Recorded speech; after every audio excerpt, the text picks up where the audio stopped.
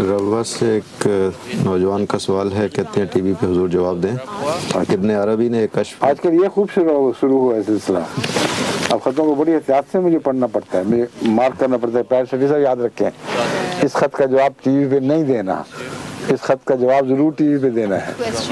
اور کافی اب یہ ہمارا کام اس لحاظ سے بڑھ گیا ہے، خط کو غور سے پڑھیں اور دیکھیں کوئی فکر یہ تو نہیں لکھا ہوا کہ ٹی وی پر جواب نہیں دینا۔ یہ لوگ گھبراتے ہیں، کوئی پرائیویٹ بات ہے، بیماریوں کے متعلق بعض دفعہ بچیاں لکھ دیتی ہیں ہاں اس کا ٹی وی پہ نہ جواب دے دینا۔ تو میں ان کو بتا رہا ہوں کہ ہم ویسے ہی اللہ تعالیٰ کے فضل کے ساتھ اتنی سی عقل رکھتے ہیں کہ جو باتیں نام لے کے ٹی وی پہ نہ بتانے والی ہوں نہیں بتاتے، بلکہ میں نے پرائیویٹ سیکٹری کو ہدایت کی ہے کہ بیماریوں کے سلسلے میں تو بالکل بتایا ہی نہ کریں، کس نے خط لکھا تھا، کیا لکھا تھا، اور اسے ٹی وی پر سنانا اس لیے فائدہ مند ہے کہ دوسروں کو بھی فائدہ پہنچے گا۔ آپ کو اگر ہم نے اپنے ہاتھ سے الگ خط لکھ دیا تو کیا فرق پڑتا ہے، یعنی آپ کو تو فائدہ ہوگا، دوسروں کو کچھ فائدہ نہیں ہوگا۔ اس لیے اس میں ہمیں ٹی وی میں بتانے دیں، مگر آپ کا نام نہیں آتا، جگہ کا نام نہیں ہوگا، اشارہ بھی نہیں ہوگا کہ کون بچی کیا لکھ رہی ہے، یہ لکھ دیں گے کہ اس قسم کی بیماریاں اگر ہوں تو ان کا یہ علاج ہے۔ اور جماعتوں کو چاہیے کہ خطوں کے جواب سن کر ان کی فہرستیں محفوظ کرنے، اگر ریکارڈ کا انتظام ہے تو اس ریکارڈ کے ذریعے دوبارہ لکھ لینے کا انتظام کریں۔ اس کی وجہ یہ ہے کہ کئی لوگ ضروری نہیں کہ وہ اس وقت حاضر بیٹھے ہوں ٹی وی کے سامنے جس وقت ان کا جواب دیا جا رہا ہے، اور کوئی معین ہمارے پاس پروگرام نہیں ہے کہ کہیں کہ فلاں کا جواب فلاں کو آئے گا، فلاں دن کو آئے گا۔ اس لیے آپ جماعتی لحاظ سے سب انتظام کر لیں کہ جن کے خطوں کے جواب آتے ہیں ان کی فہرست بنا لیں اور اپنی جماعتی طور پر اعلان کر دیں کہ آپ کے خط پڑھے جا چکے ہیں۔ اب ڈاک بے حد بڑھ گئی ہے، اور جہاں تک میرا تعلق ہے ڈاک کو دو طرح سے دیکھتا ہوں۔ بہت سے خطوط ہیں جنہیں براہ راست پڑھتا ہوں، اور اس سے بھی زیادہ تعداد میں خطوط ہیں جن کی احمدی خواتین یہاں سے بہت مخلص مسلسل قربانی کرنے والی وہ آ کر ڈاک لے جاتی ہیں، ان کے خلاصے تیار کرتی ہیں، اور پھر ان خلاصوں کے وقت بھی بعض دفعہ یہ لکھتی ہیں کہ یہ تو سرسری دعاؤں کے خطوط ہیں ان چیزوں کے لیے، یہ خط ایسا ہے جو خاص طور پر پڑھنے کے لائق ہے۔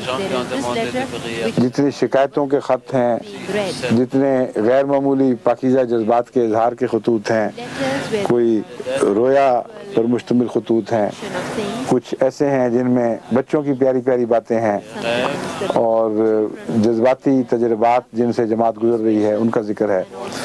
تو ہماری احمدی خواتین جو یہاں ڈاک کا کام کرتی ہیں اللہ کے فضل سے صاحب فراست ہیں، وہ اشارہ ساتھ ساتھ بارڈر پہ لکھتی جاتی ہیں کہ یہ خط آپ کو خود پڑھنے کے لائق ہے۔ چنانچہ پھر وہ سارے خط میں خود پڑھتا ہوں، تو پڑھنے کے لحاظ سے کوئی دقت نہیں ہے۔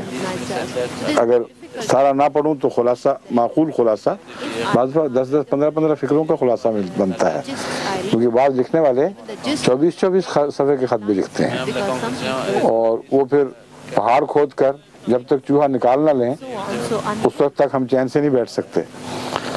اس لیے آپ یہ مطمئن رہیں خط پڑھے جاتے ہیں۔ ابھی پرسوں کی بات ہے، ایک امریکہ جانے والے دوست تشریف لائے اور اپنی ہمشیرہ کا خط دیا کہ یہ انہوں نے کہا تھا دستی دو، پاکستان بھیجا ہے ان کو کہ یہاں سے جواب نہیں آ رہا اور میرے خط نہیں مل رہے ہوں گے۔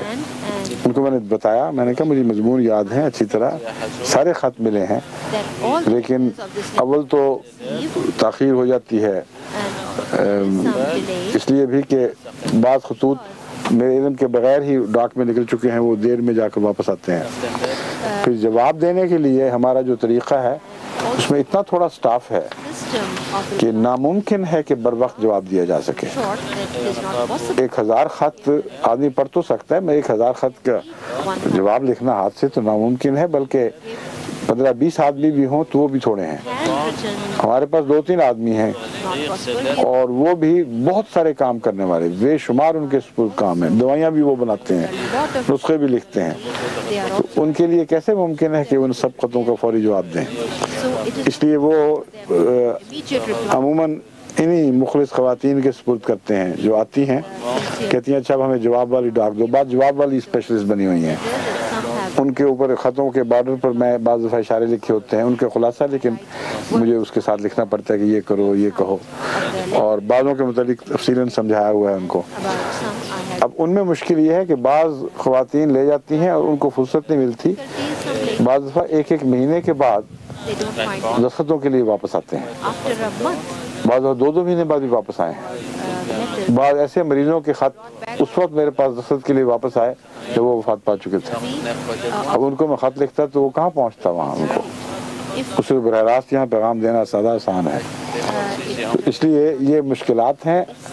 ہم نے اس کا ایک حل یہ نکالا ہے کہ ٹیلی ویژن پر ایک دفعہ پرائیویٹ سیکرٹری صاحب پڑھ کے سنا دیں تو بہت سا ہمارا بوجھ اتر جائے کہ ہاں بات پہنچ گئی ہے۔ تو آپ خود سن سکتے ہیں تو سنتے رہیں پروگراموں کو، لیکن اگر نہ سن سکیں تو جماعت کو چاہیے کیسا انتظام کریں۔